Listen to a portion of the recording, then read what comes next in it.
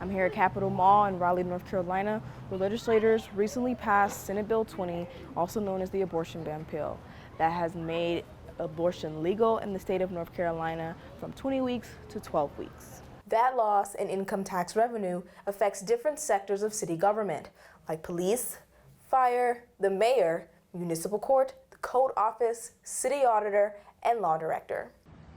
Ohio Wesleyan is hosting a Republican debate tonight that students had no idea about.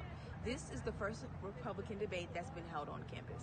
And now, LGBTQ students of color and public safety officials are now finding sustainable ways to cope during this event while supporting one another.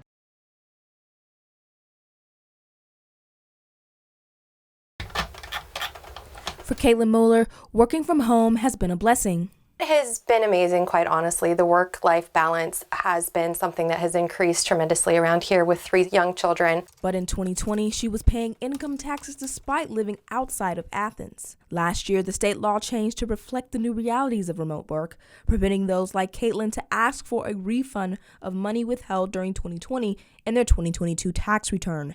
As of July, more than $550,000 has been returned to taxpayers. That little bit of money on my paycheck is great, especially in these economic times. It's great for Caitlin's wallet, not so much for the city's coffers. We did get sort of slammed with refund requests. We knew we would get a lot, but we had no way of knowing what that amount would be. That loss in income tax revenue affects different sectors of city government, like police, fire, the mayor, municipal court, the code office, city auditor, and law director. All of their salaries and program enhancements stem from the general fund, which a portion of income tax revenue is put toward. So to make up for the losses, the city is using the City of Cleveland's Central Collection Agency to crack down on those that haven't paid their taxes. They are basically just waiting for us to send them a cleaned up list of current accounts that we have. The city also introduced an amnesty program in June, allowing those who haven't paid their taxes to do so without penalties. Hex says the city collected $10,000 from the program. It's a fraction of what the city collected the last time they collected back taxes. It's been about 10 years. Anyway, we collected about $50,000. It's the first time the city had ever done it. And so in the big picture, I guess people could say it's not a ton of money. But Hex says it's their obligation to collect income taxes, and the city has to wait and see how much money they can get from their collection efforts.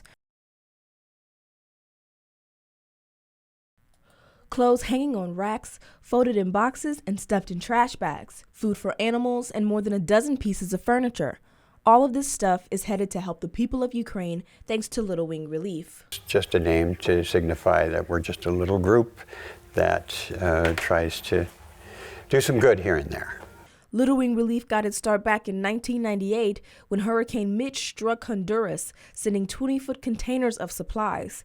And they are back at it again, helping out those in Ukraine by packing up food, medicine, clothes, and military gear. It's not as good as being rich, but it's better in many ways because we're just doing a lot of good for people that need it, that are far away and have no other way of getting things. The Hiriskevich Charity Foundation in Ukraine will be receiving all the supplies Little Wing Relief sends out with the help of Dmitry Feld. It's really nice that we are not alone in this situation, and we have help, and that we stand strong together. Hiriskevich says Ukraine is in need of military clothes and medicine of any kind. The organization is also collecting donations for a $15,000 tent that can transform into a field hospital. It has electricity, it has lighting, and it has insulation so that it's good during the winter, it's good during the summer, and that will be a frontline field hospital. Holly and Tom's friends have been a part of the success of Little Wing through their volunteering and donation efforts. It's been an amazing process to observe because they've accomplished so much in just such a very short time. The 20-foot container will be shipping out in August.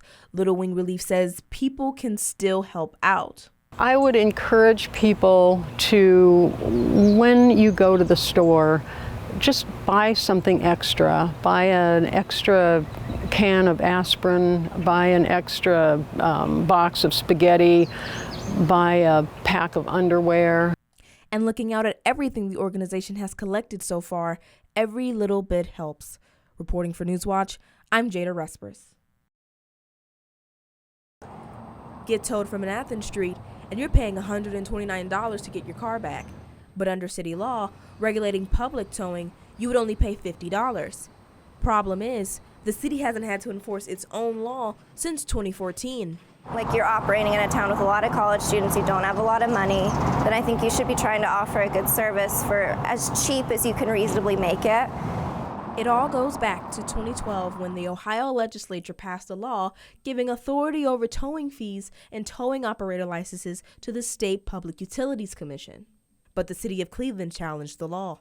And in 2014, the Ohio Supreme Court ruled cities could continue to license tow operators using state rules, or they could let the PUC handle it. The city chose the latter, but kept the old law on the books. We'd essentially have to match the state law under that Cleveland ruling.